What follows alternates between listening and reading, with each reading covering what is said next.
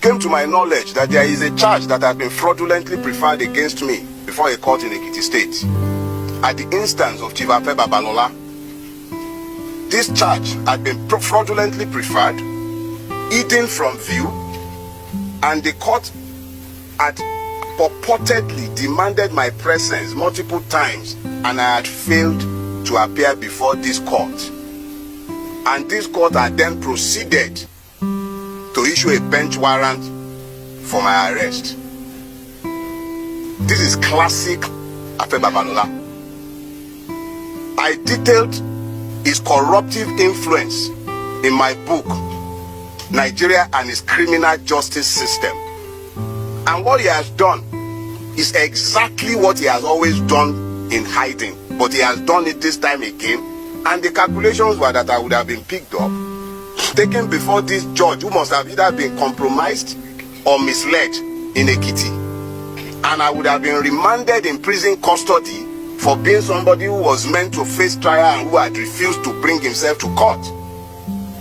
I am reliably informed that social media influencers had been paid to spin these narratives after my arrest. Human rights activists have been positioned to start speaking after my arrest, including one Agbaya. High offices in this country have been compromised in pursuit of my person. High offices, from the Inspector General's office, because the police have been subverted.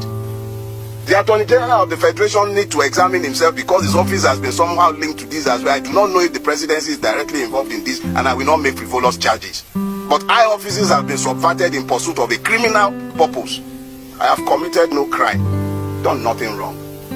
If I have committed any wrong for which the state requires my attendance in a court or at a police station, they know exactly where I live. I will live only once, but I will not live cowering to any man. Let us be clear. If and when I have a charge to answer before a court, you all know where I live. I'm not hiding, and I'm not running away from anybody.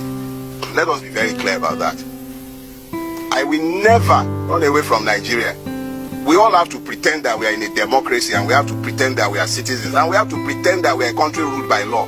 And by all means, you will pretend that we are. I have done nothing. And if I have a charge that should be preferred against me, bring it on. I'm happy to come to court to have my day. If there is a crime, there must be justice, not only for the person who is aggrieved. There must be justice for the accused. And there must also be justice for the system. This is not how to build a rule-based system, where the system itself becomes so criminal that policemen were engaged in criminality. In 2027, Mr. Tony Elumelu might, in 2027, support a person like Peter Obi to become the president of Nigeria, just as Elon Musk had done similarly in America. And I answered, how can you possibly be asking that of Tony Elumelu? Tony Elumelu is a member of the Nigerian winning class, a veritable member, a beneficiary of the system. Why would he fight against the system? I think then I translated the Yoruba proverb, I said there is an impoverished rich man.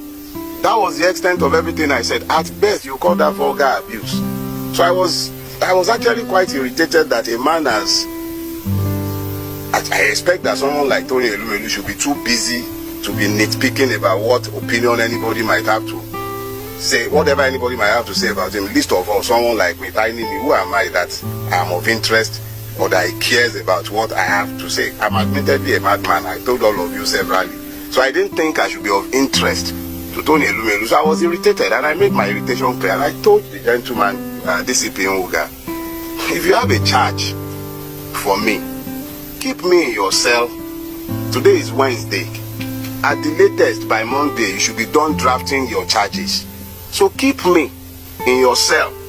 When it is Monday, you would have been done with filing your charge. You can then take me to court. They didn't build your cell for goats. The people in there, they are not animals. Me, I'm not taking bail. At this point, he went up to what I now later realized was the AIG's office. Long story cut short, after some back and forth, the AIG asked us to come in because Nwuga was in, we were outside. I was out. Well, you pardon me, I don't know how to pronounce this, everything. So, we were outside, and we were eventually asked to come in. And it was at that point that I recognized that lawyer. The lawyer who wrote the petition had been hanging around whilst my statement was being taken, whilst I was in the DCP's office. I didn't know who he was, but now he was in the AIG's office. And the AIG asked him, do you have the authority of Mr. Elubelu to write this petition? He said, yes, he did. So the AIG said, well, you would have to tell your client to write us himself under his own hand to ask for Mr. Farotimi's prosecution. I was incensed that he would be asking that, but I could also recognize the delicacy of his position. Here is the very best friend of Mr. President who just went to France with him, demanding the prosecution of an irritant like me. Who was I? But the AIG used his discretion, and me, I'm a Yoruba boy. When somebody has tried to diffuse a situation, I accepted the way he did. Farotimi's office is upstairs, but before you access his office, you will need to pass through the security door. So, when they came in, they attempted to open the security door, but could not. They had to. Maybe you want to see the second back door that they gain entrance to. Yes, you can see. You can see this is the back door. For security reasons, sometimes we don't lock it, so they quickly gain entrance through here and went to his office. I wanted to came down from the steps, he now just entered from the backyard and hit me. I said I should not talk anything, this and that. He now point a gun on me. I was very scared. He now pushed me that I should tell him to direct to our real boss. That is why I just get there. As I just get there, he was slapping me, maltreating me that let my boss bring his safe, so that if not, they would deal with me here. Then my boss was very scared that he don't want anything to hurt me. He now stand up and say, okay, let them take everything that they need. They insisted that if we insist on knowing where they're taking him to, they were going to gun us down. Bravo, my brother. I'm very proud of you. Thank you for standing for us. Thank you for being our voice. Whether they like it or not, they no feel break you, because God is standing with you, my brother. And the good people of Nigeria too will stand by you, my brother. No shaking. God is your strength.